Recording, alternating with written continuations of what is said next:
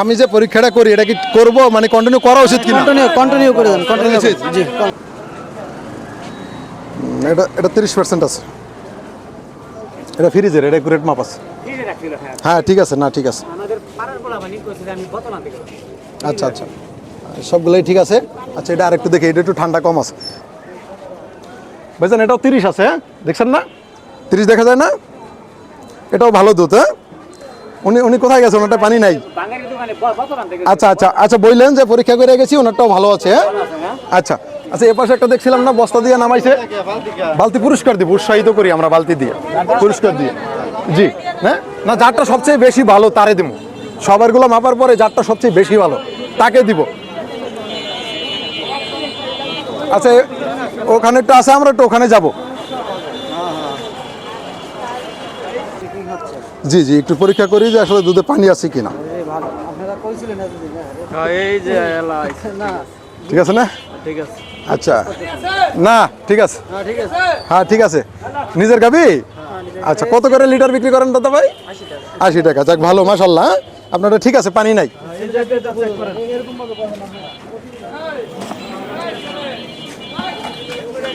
এটা কার? তোমারই? নিজে গো না কিনে আনছো? নিজে গো। ধরো মুখ কাটা।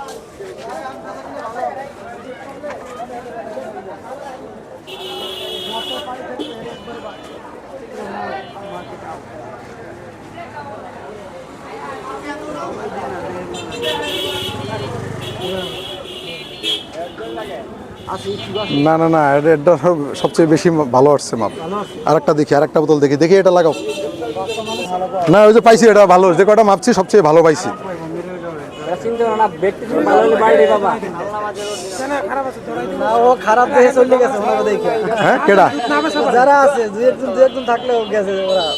আচ্ছা দাদা ভাই একটু দেখবেন আপনারা, আমি আপনাদের বলি এটা দেন। ওই যে 30-এর পরও পয়সা আছে তাই না? একটু দেখবেন 30-এর পরেও পয়সা আছে না? 35। তাহলে আমরা যেগুলো মাপছি এখানে টোটাল সবার দুধই ভালো, কিন্তু সবচেয়ে বেশি ভালো ওনারটা। কি বেশি বুঝছেন? এখানে বাজারে যারা আছে, এই সাইডে যারা আছে বা এই মোড়ে যারা আছে, সবচেয়ে বেশি ভালো হচ্ছে ওনারটা। এসবটা কি বুঝাইতে পারছি? মুখটা টাকার কাছে কই পাশে আরেকটা আছে? আচ্ছা এটা একটু দেখি। কাকা আসসালামু আলাইকুম। বাজান নিজের গাভীর?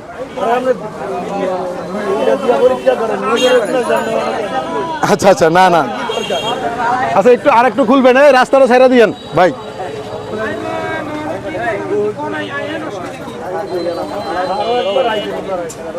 আরেকবার আইছিল না?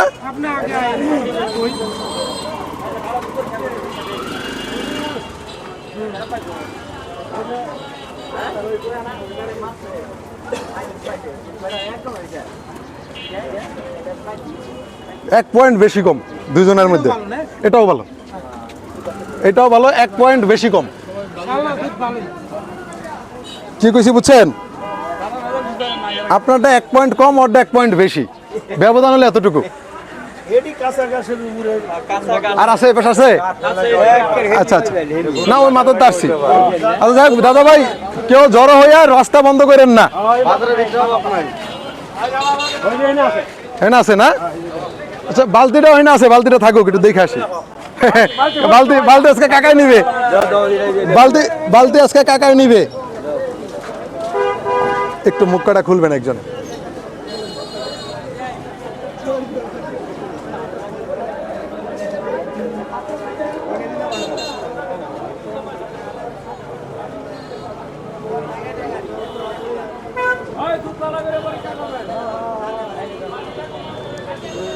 এটা 30 সমান সমান আছে, এটাও ভালো, পানি নাই, কিন্তু এটা ওই বাচ্চাটা সবচেয়ে বেশি আছে।